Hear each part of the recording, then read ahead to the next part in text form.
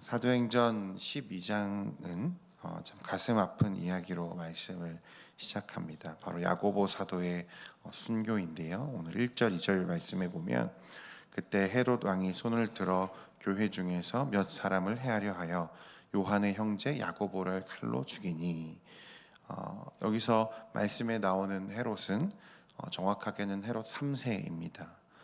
저는 아마 이 헤롯 가문이 성경에 기록된 역사 중에서 가장 저주스러운 가문으로 수위를 다투는 1, 2위를 다투는 가문이라고 생각을 하는데요. 하나님과 원수된 집안이죠.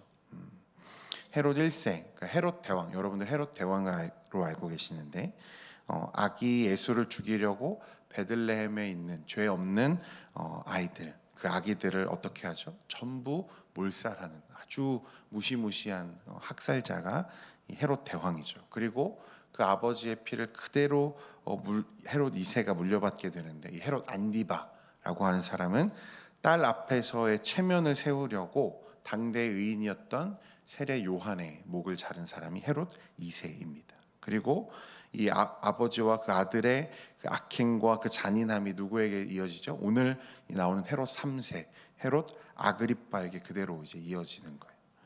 오늘 헤롯 3세는 야고보 사도를 단칼에 죽이고, 그것으로 부족했는지 베드로 사도를 감옥에 가둡니다. 죽이려고 가둔 거죠. 3절에서 5절까지 말씀 우리 한번 같이 읽겠습니다. 시작. 유대인들이 이 일을 기뻐하는 것을 보고 베드로도 잡으려 할세. 때는 무교절 기간이라. 잡음에 옥에 가두어 군인 내식인 네페에게 맡겨 지키고 6월절 후에 백성 앞에 끌어내고자 하더라.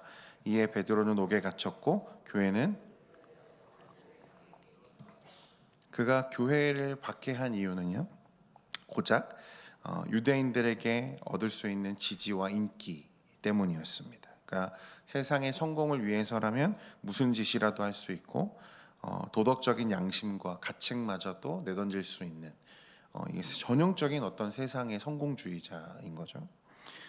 이런 헤롯 3세에게 야고보 사도가 이제 순교를 합니다. 안타까운 일이죠. 그런데 여러분, 우리가 좀 다른 시선으로 오늘 이 사건을 조금 보기를 원하는데요. 그러면 이 순교한 야고보 사도는 과연 어떤 사람인가? 혹시 야고보 하면 여러분 떠오르는 장면이 있으십니까? 아마 그 첫 등장 정도는 여러분들이 기억하실 수 있어도 그가 어떤 사람인가 아마 자세하게 떠오르는 이미지가 많이 없으실 거예요.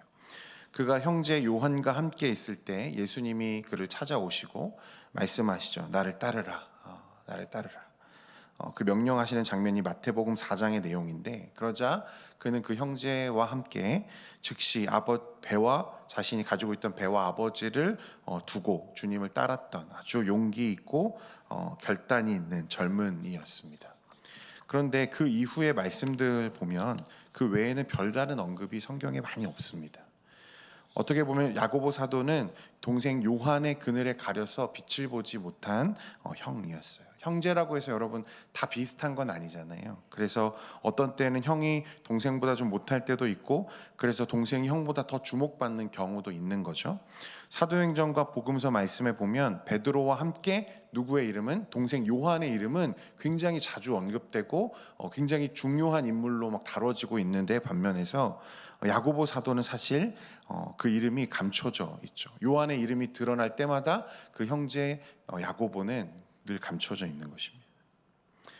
그런데 그렇게 요한의 이름이 드러날 때마다 그는 늘 자신의 이름보다 요한의 이름이 더 많이 불리고 더 주목받는 걸 늘 익숙하게 살아왔을 텐데, 그래서 자신의 이름보다는 어떻게 불렸을까요? 요한의 형이야 라고 불리는 게 익숙했을 텐데, 그러나 그 어디에도 야고보 사도가 이것을 부끄러워하거나 질투하거나 불편해했다는 말씀이 없습니다. 그러니까 우리가 정확하게는 알 수 없지만 야고보 사도가 어떤 사람이었는가 했을 때, 그는 사람들의 인정보다 자신의 잘남이 누구에게 드러나는 것보다는 예수님의 제자로서의 삶 그 자체를 소중하게 여겼던 소위 좋은 사람이었던 것 같아요.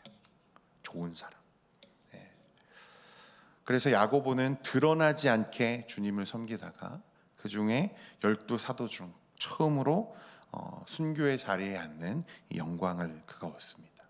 이 장면을 보면 여러분 저는 어떤 장면이 떠오르냐면 예수님과 이 살로메, 그러니까 야고보와 요한의 어머니가 살로메잖아요. 예수님과 그 살로메가 나누었던 대화가 떠오릅니다. 다들 아시겠지만 이 살로메가 예수님께 어떤 부탁을 하죠?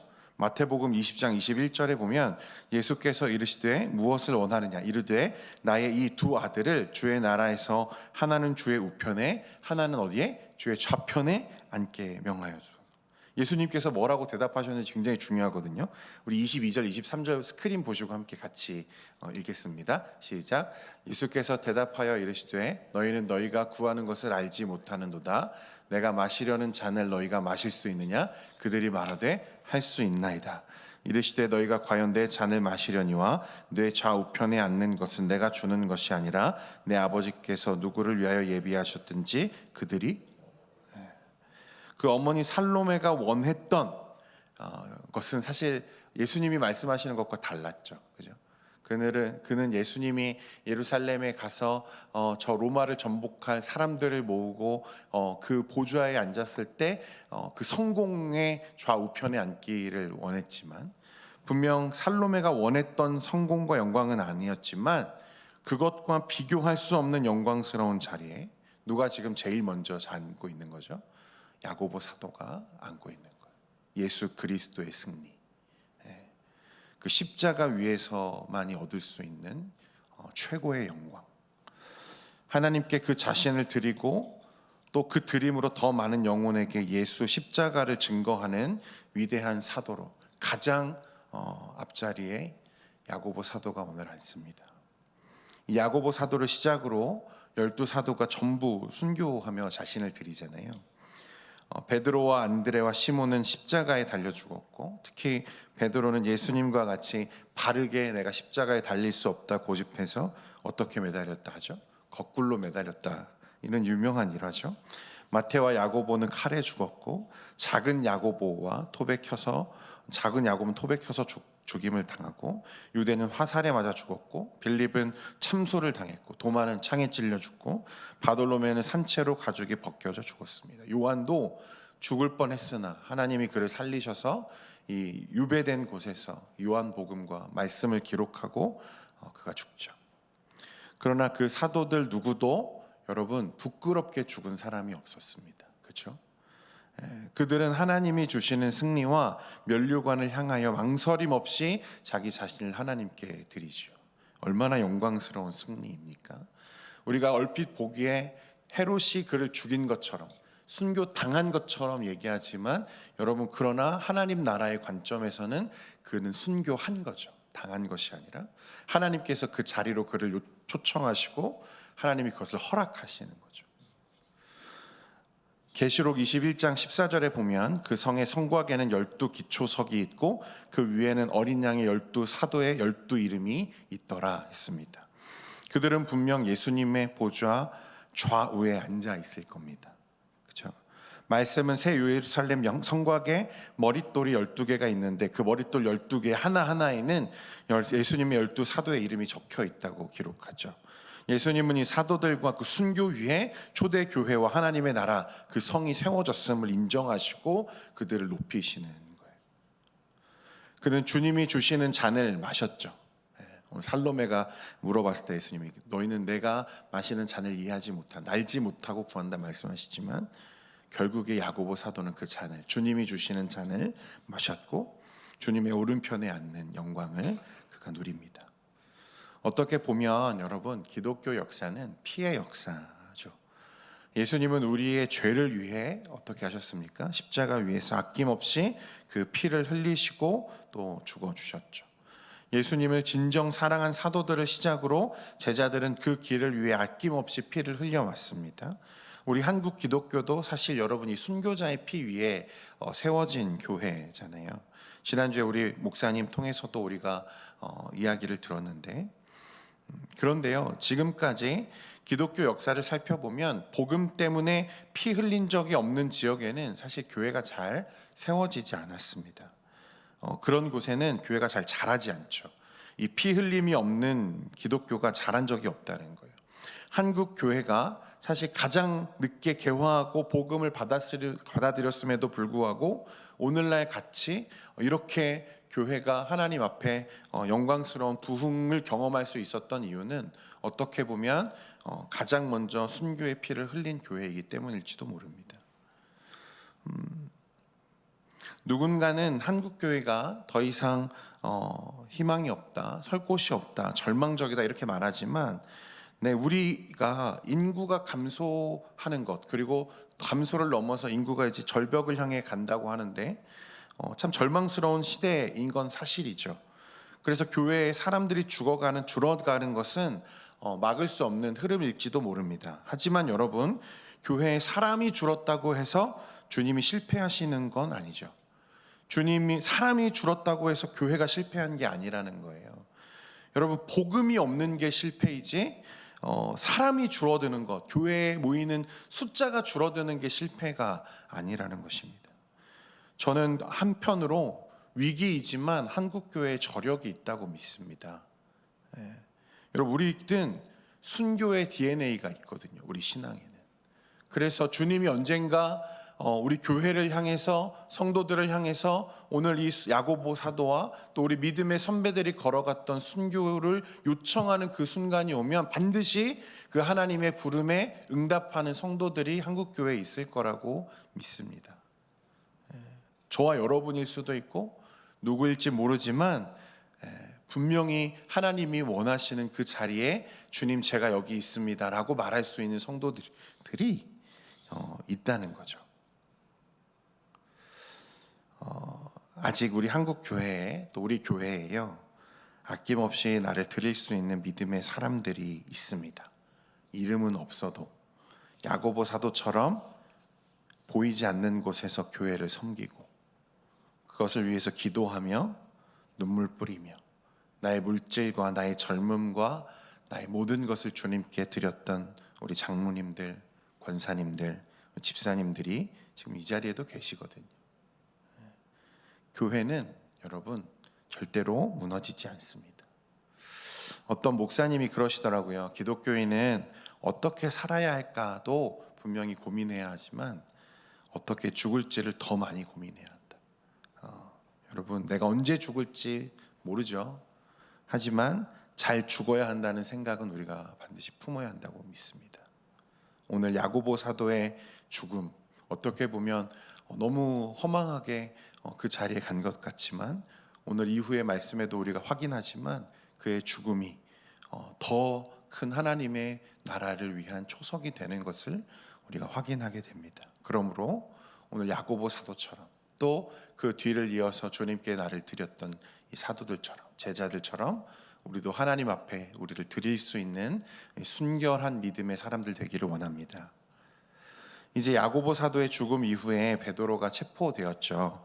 그런데 체포되고 이후의 모습이 굉장히 인상적입니다. 6절 말씀 우리 같이 한번 보겠습니다. 시작.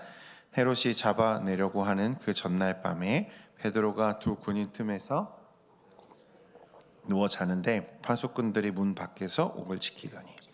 그럼 베드로는 지금 옥에 갇혀 있고, 그리고 곧 야고보 사도가 그런 것처럼 이제 사형을 집행하기 전날 밤인 거죠.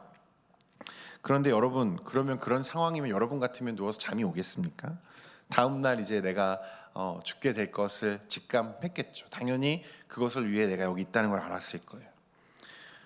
그리고 사람들이 그 헤롯이 어떻게 지시했냐면 베드로의 추종자들이 감옥을 부수고 들어올지도 모른다는 생각 때문에 헤롯은 베드로를 쇠사슬로 결박하고 군인 둘을 좌우에 붙이고 문 밖에는 파수꾼들을 줄줄이 세워두었습니다. 그러니까 정말 사방이 꽉 막힌 상황이죠. 어디로 피할 곳이 없어요.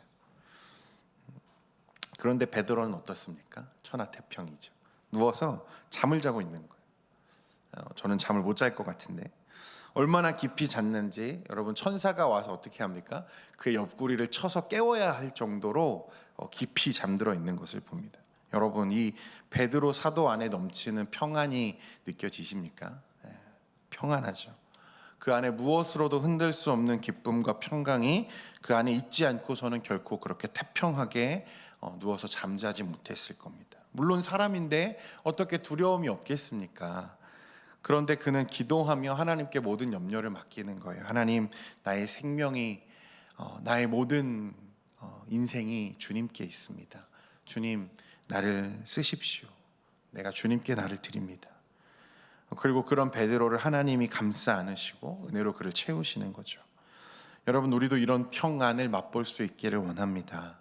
사실 우리가 살면서 베드로가 겪은 것과는 비교도 안 되는 작은 위기와 어려움으로 우리가 밤잠을 설칠 때가 얼마나 많이 있습니까? 그렇죠? 그러나 하나님이 나와 함께 하시고 나를 지키시고 나를 반드시 그 축복으로 세우신다는 것을 믿는 그 믿음이 선명해지면 평안이 그 자리를 채우는 거죠. 우리가 주 예수 그리스도의 복음과 은혜 안에 붙들릴 때 우리가 그런 평안을 누리게 된다는 거예요.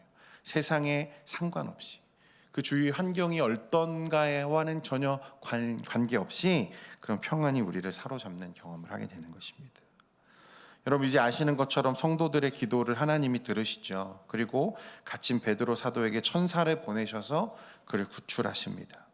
그리고 여러분, 헤롯이 야고보를 죽인 이야기로 시작했던 이 12장의 결론이 어떻게 끝나는지 23절과 24절 말씀에 나오는데요. 23절, 24절 보겠습니다. 시작. 헤롯이 영광을 하나님께로 돌리지 아니하므로 주의 사자가 고치니 벌레에게 먹혀 죽으니라. 하나님의 말씀은 흥왕하여 더하더라. 여러분, 어떻습니까? 앞에 죽었던 이 야고보 사도와 베드로의 어떤 핍박과 박해는 하나님의 말씀을 더 흥하게 했지만 하나님의 나라를 박해했던 이 헤롯의 죽음은 어떻게 말씀합니까? 그가 벌레에 먹혀 죽죠. 치욕스러운 죽음으로 끝나고 맙니다. 여러분, 야고보의 순교도 베드로의 투옥도 결코 약함이나 실패나 좌절이 아니라는 것을 우리가 기억했으면 좋겠습니다. 여러분, 교회는 승리합니다. 믿으십니까? 당장은 교회가 괴로움을 당하고 약자의 자리에 서 있는 것 같지만 결국에는 핍박자의 칼날이 부러지고 하나님의 말씀은 흥황합니다. 반드시 승리한다는 거예요. 오늘 말씀은 그 승리를 우리에게 기록하고 있습니다. 죽음으로 이루는 승리. 주 안에 사랑하는 성도 여러분, 오늘도 우리는 믿음 안에서 주님이 이루신 승리를 누리며 살아야 돼요. 오늘 야고보 사도처럼 베드로 사도처럼 그 안에 평강이 넘치는 믿음의 삶을 살 수 있기를 주님의 이름으로 축원드립니다. 기도하겠습니다. 거룩하신 하나님 아버지, 감사합니다. 하나님, 우리를 믿음으로 부르시고 초청하시고 하나님의 나라와 생명을 누리게 하시니 감사합니다. 오늘도 우리가 말씀에 본 것처럼 주님의 제자들과 또 믿음의 사람들이 걸어갔던 그 십자가의 길을 우리도 걸을 수 있도록 주님, 그 믿음 안에 우리를 지켜 주옵소서. 모든 말씀 예수님의 이름으로 기도합니다. 아멘.